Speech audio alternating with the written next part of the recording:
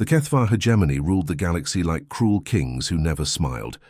For 300 long years, their massive black ships traveled from one star system to another, taking whatever they wanted from any species unlucky enough to live there. These alien warships looked like giant metal beasts floating through space, and wherever they went, fear followed. Every planet had to pay tribute to the Kethvar. Some worlds gave them rare metals, others handed over food supplies or technology. The aliens didn't care if people starved or suffered, as long as they got what they demanded. If any world couldn't pay, the punishment was swift and terrible. Entire cities would burn. Populations would be enslaved or worse. The Kethvar themselves were frightening creatures to look at. They stood nearly 9 feet tall on powerful legs, with thick armor-like skin that could stop most weapons. Their 4 yellow eyes missed nothing, and their clawed hands could crush steel. They had no concept of mercy or kindness. To them, every other species in the galaxy existed only to serve their empire. New Haven was a small human colony on the edge of known space. The people there had come from Earth looking for a simple life. They wanted to grow crops, raise their families and live in peace, far from the crowded cities of their homeworld. The planet had good soil, clean water, and plenty of sunshine. It seemed like the perfect place to start over, but even in this remote corner of the galaxy, the Kethvar found them. The humans of New Haven grew special crystals that the aliens needed for their weapons. Every 3 months, a Kethvar ship would arrive to collect their quota. The colonists worked hard to meet these demands, but it was never easy. This time was different. Bad weather had ruined part of their harvest. Equipment had broken down at the worst possible moment. Despite working day and night, the colonists came up short on their tribute. They knew what this meant, but they hoped the aliens might show understanding just this once. When Overlord Vexnoth's fleet appeared in their sky, the colonists knew their hopes were foolish. 5 massive warships descended through the clouds like black thunderstorms. Each ship was the size of a city, bristling with weapons that could turn their entire settlement to ash in seconds. Little Hannah Kim had never seen the Kethvar ships so close before. She pressed her face against her bedroom window, watching the enormous vessels block out the sun. Her father, Min Kim, pulled her away from the glass. "Don't look, sweetheart," he whispered, but his voice shook with fear. Her mother, Nari, gathered their most important belongings into a small bag. She moved quickly, but tried to stay calm for Hannah's sake. "We're going to visit Uncle Day at the community center," she told her daughter, "just for a little while." But Hannah wasn't fooled. She could see the terror in her parents' eyes. She could hear the other families running through the streets outside. The sound of alien ships landing shook their small house, rattling the windows and making the dishes dance on their shelves. The Kethvar soldiers that emerged from the ships moved like efficient machines. They had done this countless times before on countless worlds. Each soldier wore dark armor that made them look even more terrifying than they already were. Their weapons hummed with deadly energy as they spread throughout the settlement. These aliens didn't waste time with speeches or negotiations. They simply began their work. Farming equipment was smashed to pieces. Storage buildings were torn apart. Anything that might be valuable was loaded onto their ships. The message was clear. If you couldn't pay what you owed, they would take everything you had. Families were forced out of their homes and pushed toward the center of town. Children cried as their parents tried to comfort them. Elderly colonists struggled to keep up with the soldiers' pace. The Kethvar showed no patience for anyone who moved too slowly. Hannah held tight to her father's hand as they joined the crowd, in the town square. She had never seen so many scared faces in one place. Everyone whispered questions that had no good answers. What would happen to them? Would they be taken away as slaves? Would their planet be destroyed as an example to others? In the center of it all stood colony leader Day Park.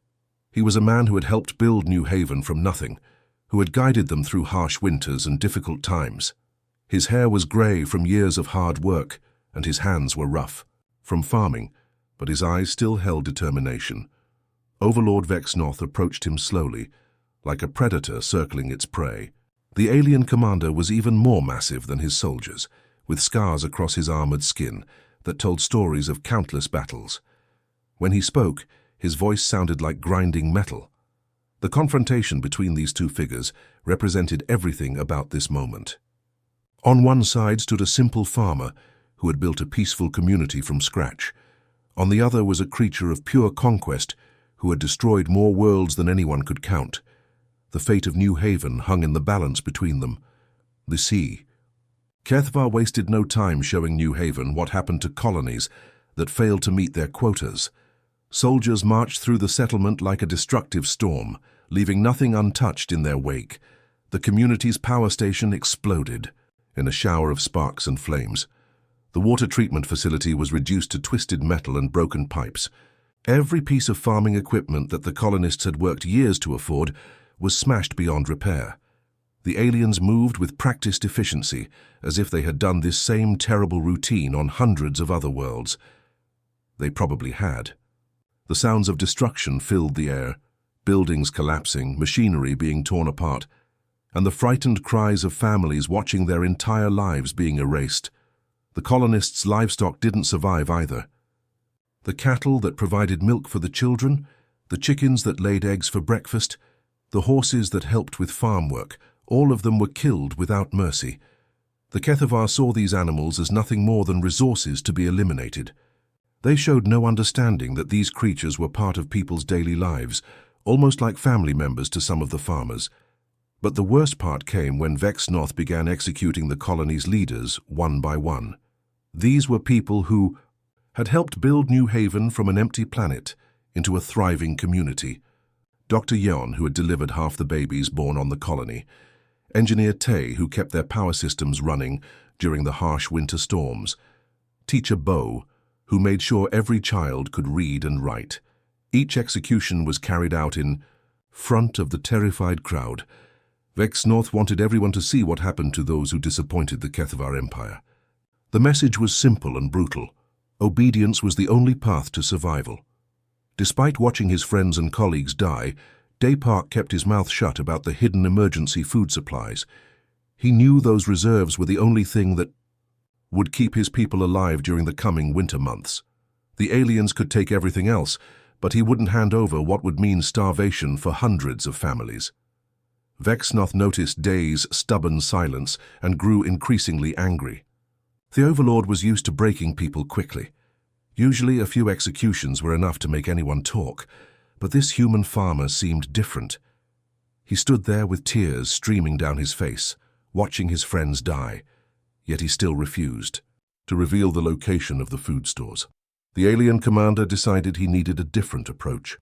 His 4 yellow eyes scanned the crowd of frightened colonists until they settled on something that made him smile, a cruel expression that showed rows of sharp teeth. He had spotted 8-year-old Hana Kim standing between her parents. In one swift motion, Vexnoth's massive clawed hand shot out and grabbed the little girl. His grip was so strong that Hana's feet left the ground immediately. Her mother Nari screamed and lunged forward, but Kethvar soldiers blocked her path with their weapons raised. Her father Min tried to push through the crowd, but more aliens held him back. "Perhaps a demonstration will loosen your tongue," Vexnoth said to Day, his voice as cold as winter wind.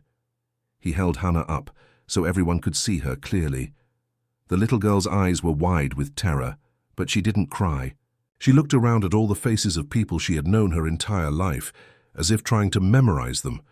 What the Overlord did next was something he had done countless times before on countless worlds. It was a standard intimidation technique in the Kethvar playbook.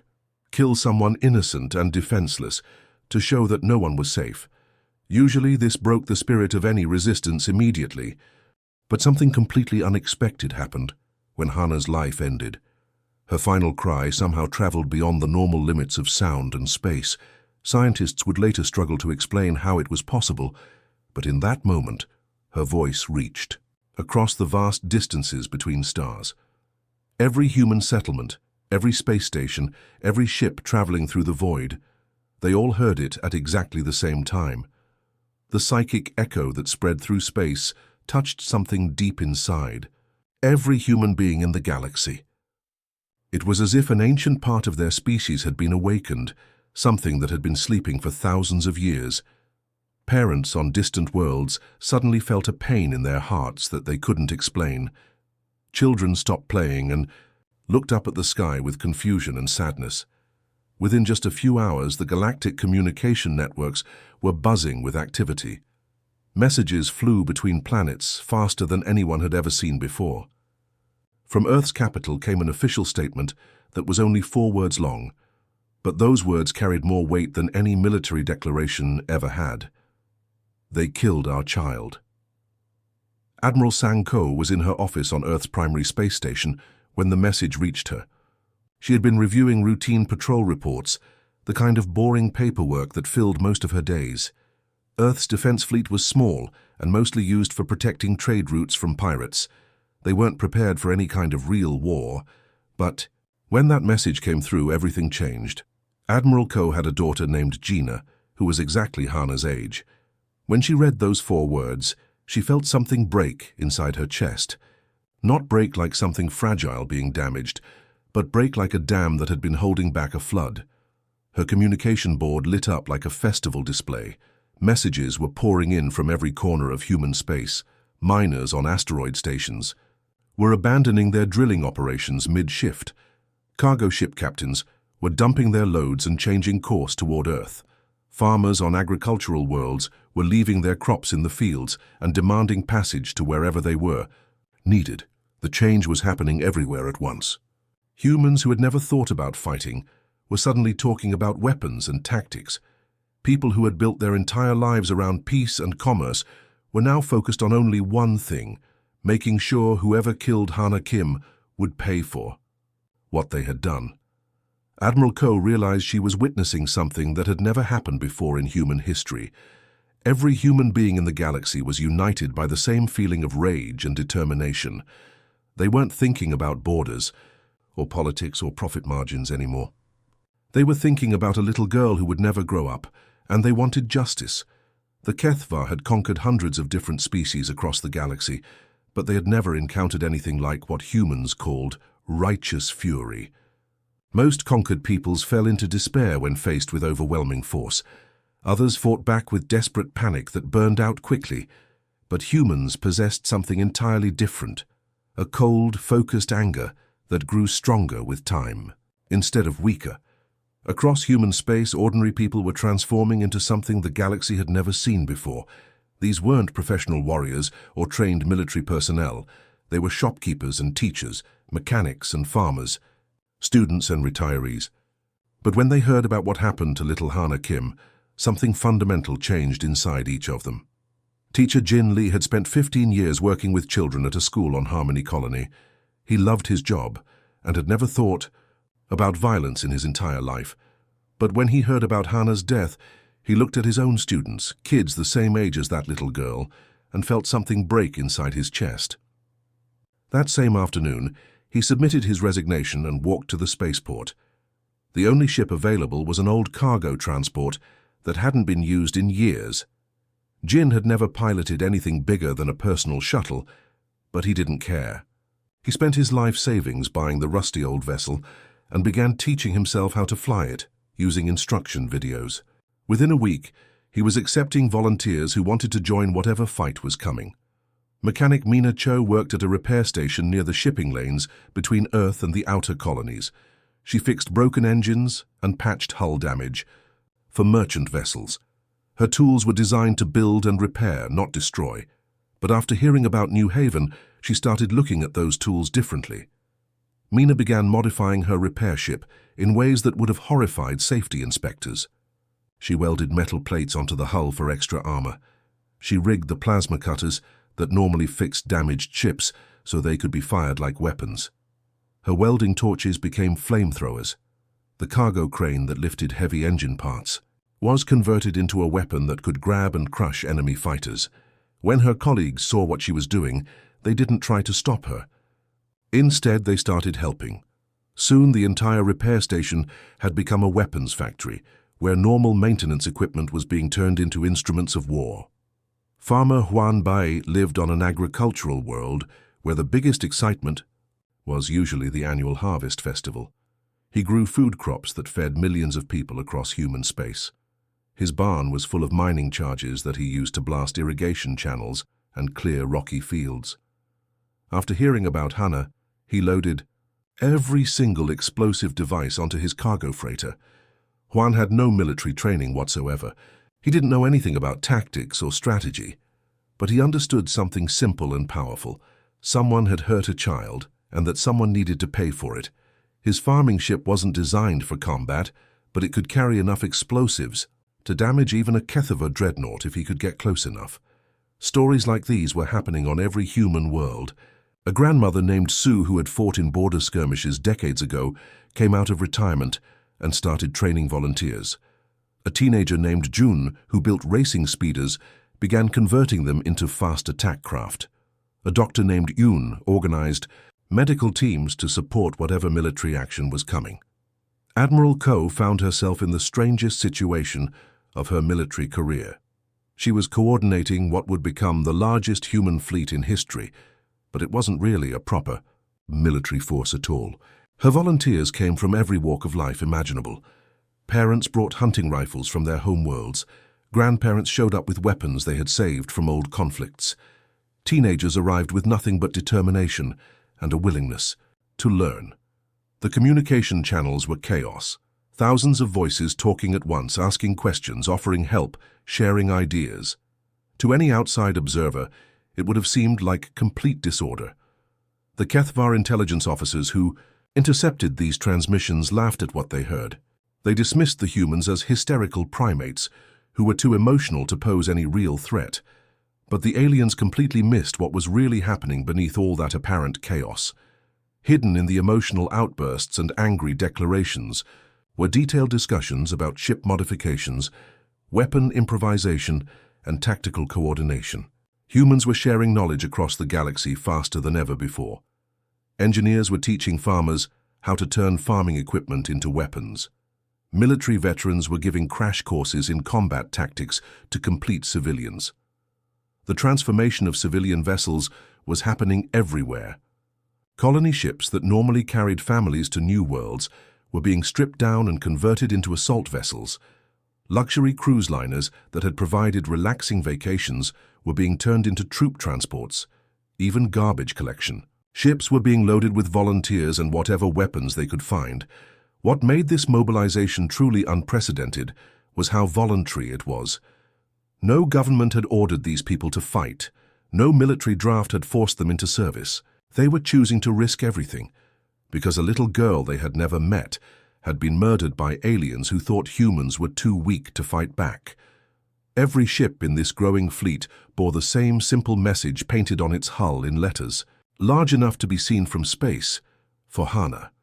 These two words became the rallying cry that united millions of humans who had never agreed on anything before. The Kethivar had made the fatal mistake of believing that humans were like every other species they had conquered. They thought that a show of brutal force would break human spirit and ensure obedience. Instead, they had awakened something that would change the balance of power in the galaxy forever. What they failed to understand was that humans didn't just get angry when someone hurt their children. They got methodical. When the massive human fleet finally arrived at New Haven, they found exactly what they expected to see. Overlord Vexnoth's forces were still there, occupying the burned remains of the colony like conquerors celebrating their victory.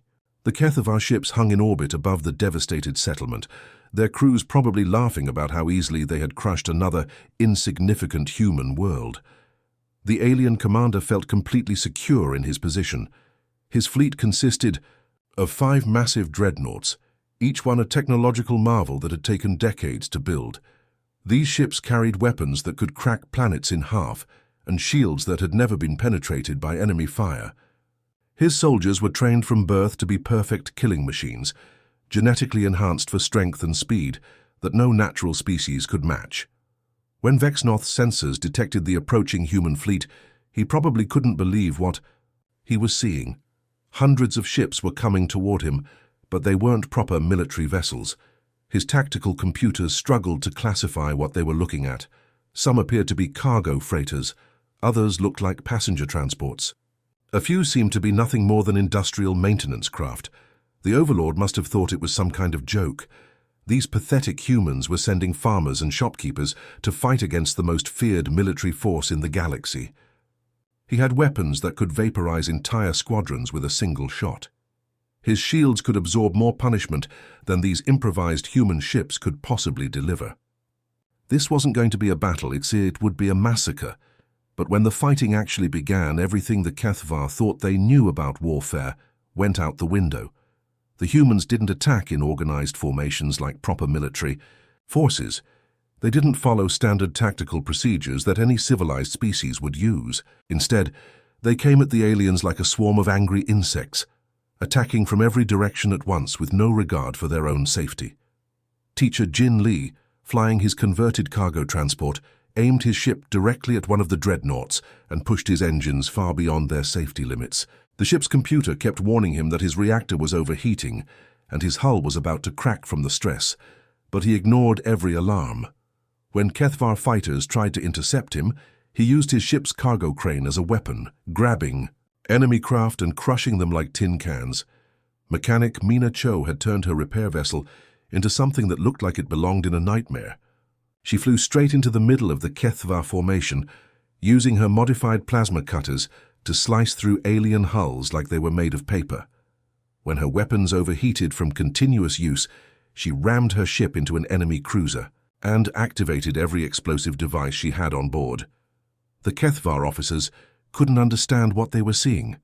These humans were fighting with a combination of tactical brilliance and complete insanity that made no sense. They would execute complex, coordinated maneuvers that required incredible skill, then immediately follow them with suicidal attacks. That seemed designed to cause maximum damage regardless of the cost. Farmer Huan Bei piloted his explosive-laden freighter through a gauntlet of enemy fire that should have destroyed him instantly. His ship was hit dozens of times, leaking atmosphere and trailing debris, but he kept flying. When he finally reached his target, one of the smaller Kethvar destroyers, he activated every mining charge in his cargo hold simultaneously. The explosion was so massive that it created a temporary new star in the New Haven system. The most terrifying moment for the aliens came when Captain Yun Park led her boarding party onto Vexnoth's flagship. Jun was Day Park's younger sister, and she had grown up hearing stories about the brother who had sacrificed everything to protect his people. She carried a small photo of Hana Kim tucked into her jacket pocket, right next to enough explosives to blow a hole through the ship's reactor core. Yun's team consisted entirely of volunteers who had never set foot on a military vessel before. There was a baker named Kyung who had learned to use weapons by watching training videos, a librarian named Sol who carried homemade bombs in her backpack, a construction worker named Ray who wielded his industrial tools like weapons of war. None of them had any business being in a combat situation, but all of them moved through those alien corridors with deadly purpose. The Kethvar ship was designed for creatures that stood 9 feet tall and weighed 3 times as much as humans. The corridors were too wide, the ceilings too high, the controls too large for human hands to operate easily. But Yun's team used their smaller size as an advantage, moving through maintenance shafts and ventilation systems that the aliens couldn't access. When Kethvar reinforcements finally arrived from other star systems, they expected to find Vexnoth's forces celebrating another easy victory. Instead, they discovered something that went against everything their warrior culture had taught them about combat. They found humans who had completely stopped caring about their own survival. The reinforcement. Commanders had fought many desperate battles against species facing extinction. They understood how creatures fought when their backs were against the wall, but this was different. These humans weren't fighting to survive. They were fighting to make sure that everyone who had hurt Hana Kim would pay for what they had done, even if it cost them everything. The battle that followed became one of the strangest victories in military history. When the shooting finally stopped, the human fleet had been almost completely destroyed. Hundreds of ships were nothing but floating wreckage. Thousands of brave volunteers would never see their homes again. By any reasonable measure, it should have been considered a devastating defeat. But Overlord Vexnoth was dead. His entire task force had been wiped out. Not a single Kethvar vessel remained intact. The aliens who had seemed so invincible just hours before were now nothing but debris scattered across the New Haven system. The galaxy would never be the same. Admiral Zhou walked through the smoking ruins of New Haven with heavy steps, her boots crunching on broken glass and twisted metal. The small colony that had once been home to hundreds of families was now nothing more than charred foundations and empty graves. Her mighty fleet, which had seemed so impressive just days before, was now scattered debris floating in the planet's orbit. She knelt beside a small mound of earth marked with a simple wooden cross. Someone had carved Hana Kim, age 8, into the wood with shaking hands. Fresh flowers had been placed there by survivors, their bright colors a stark contrast to the destruction surrounding them. As Zhou placed her own hand on the grave, she felt the weight of what had been started here. Her communicator suddenly came alive with urgent messages from across human space. The voices were excited, angry, and determined all at once. Reports were flooding in from every corner of the galaxy where humans lived and worked. What had happened at New Haven wasn't the end of something. It was the beginning of the largest uprising the galaxy had ever seen. The Kethvar High Command soon realized they were facing a crisis unlike anything in their 300-year reign of terror. Every previous conquest had followed the same pattern: destroy a few cities, execute some leaders, and the conquered species would submit. Fear had always been their most effective weapon, keeping billions of beings in line through the simple threat of overwhelming force. But humans were different. Instead of being cowed by the destruction of New Haven, they had become more dangerous than ever before. Every human civilian in the galaxy had transformed overnight from a peaceful citizen into a potential resistance fighter. Shop owners were building bombs in their basements. Office workers were stealing classified information from their Kethvar supervisors. Even children were carrying messages between rebel cells. Mechanic Mina Cho had somehow survived the battle by riding out the final explosions inside the wreckage of her ship. When rescue teams found her 3 days later, she was already planning her next attack. Within a week, she had established a network of saboteurs who specialized in attacking Kethvar supply lines. Her teams knew exactly which components alien ships couldn't function without, and they made sure those parts never reached their destinations. Mina's people didn't fight like traditional soldiers. They struck from the shadows, planted explosives in cargo holds, and disappeared before anyone knew they had been there. Kethvar supply convoys that had traveled safely for centuries suddenly found themselves under constant attack. Fuel shipments exploded mysteriously. Weapons deliveries were hijacked. Food supplies for alien garrisons were poisoned. Teacher Jin Lee had also survived the battle, though his converted cargo ship had been so badly damaged that it took months to repair. But Jin didn't waste that time. He used his skills as an educator to build something the galaxy had never seen before, an intelligence network that spanned dozens of star systems and seemed to know what the Kethvar were planning before they did. Jin's network consisted entirely of ordinary people who had access to small pieces of information. A janitor who cleaned Kethvar offices and memorized the contents of trash bins. A cook who prepared meals for alien commanders and listened to their dinner conversations. A maintenance worker who repaired communication equipment and occasionally left tiny listening devices behind. None of these people were trained spies, but together they created a web of information that allowed human resistance cells to stay one step ahead of their enemies. When Kethvar forces planned a raid on a suspected rebel hideout, Jin's people somehow knew about it, hours in advance. When alien reinforcements were being moved to trouble spots, human fighters were already waiting in ambush. The techniques that Farmer Huanbei had used with his mining charges became the template for resistance operations across the galaxy. His explosives had proven that even the most heavily defended Kethvar facilities could be damaged by people who were willing to take enormous risks. Soon, human saboteurs were using similar tactics on occupied worlds throughout the Empire. These weren't random acts of terrorism. Every target was carefully chosen to cause maximum disruption to Kethvar operations while minimizing harm to civilian populations. Power plants that supplied alien military bases would mysteriously explode. Communication arrays that coordinated fleet movements would be destroyed by precisely placed charges.